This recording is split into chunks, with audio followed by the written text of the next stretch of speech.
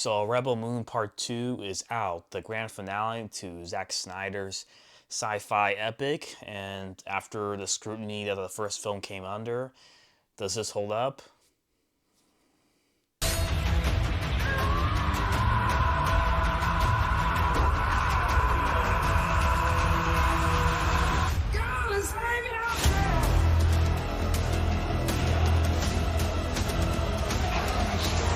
So Rebel Moon Part 2, The Scargiver, is a sequel to Rebel Moon Part 1, Child of Fire, where the rebels gear up for battle against the Mother World as unbreakable bonds are forged, heroes emerge, and legends are made. Alright, so let's go on to aspects that I did like about the movie. I gotta give it some credit. I think there are strengths to this movie for sure, so we can go over that first. I liked the first film, honestly. I didn't love it, didn't hate it, didn't defend it, but I had fun with it, and despite its flaws, I was willing to give this a chance. And a lot of things I like about this movie are pretty much the same reasons why I like the first film. And one of the things I really love about this movie was the art direction. Dune Part 2 is still top dog in terms of art direction and science fiction genre in recent memory, but I think Rebel Moon Part 2 definitely holds its own.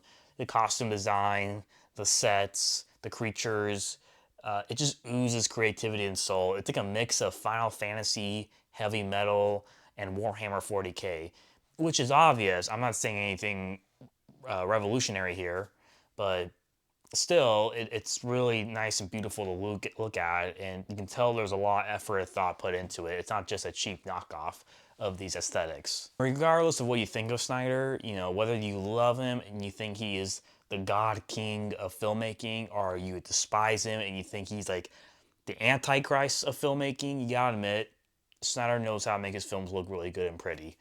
And Rebel Moon Part 2 is no exception to that. And on the same topic of visuals, I thought the action was really well done in the film.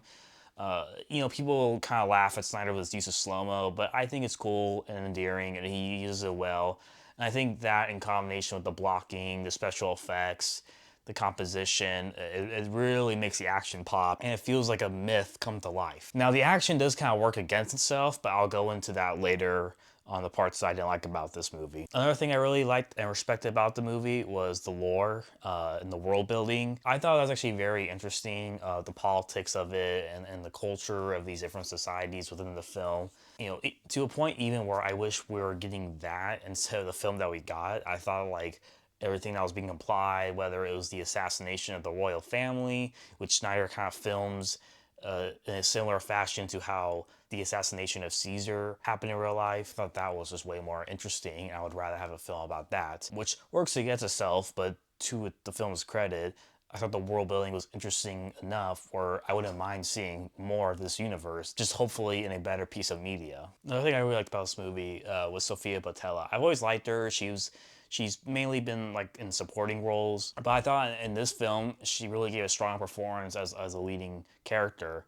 Not only is she like a badass heroine, but she really does show real vulnerabilities on screen. I thought it was really, really well done. Absolutely, and I gotta commend her for that. Now on to what I didn't like about the film and like overall like why I thought this movie was kind of mid. Everything in this film feels very rushed and contrived.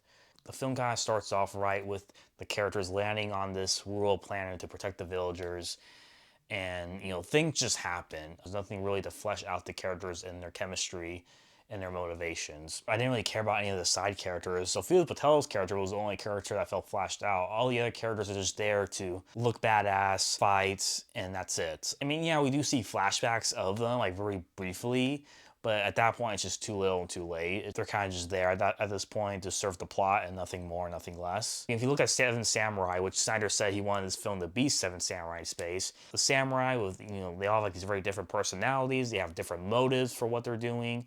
And some of those motives come into conflict with each other. And then you have the villagers who are distrustful and scared of the samurai, and the samurai kind of look down on the villagers.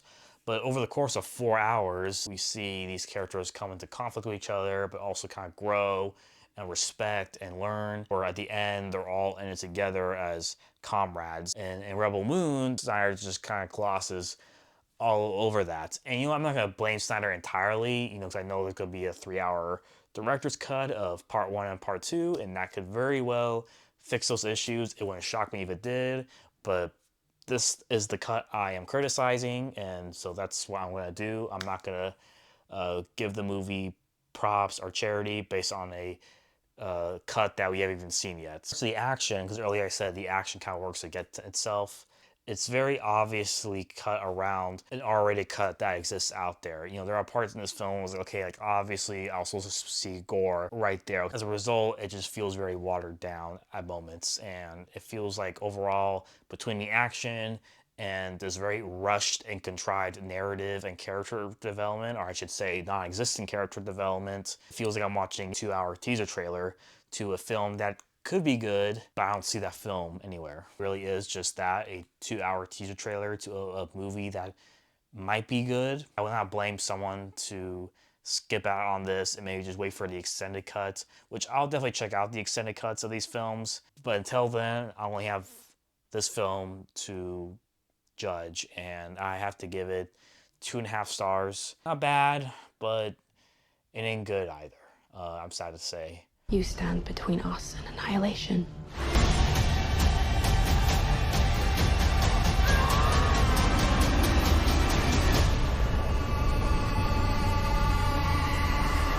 So let me know what you thought of the movie. You know, hit the like button, subscribe, comment. I'll see you next time.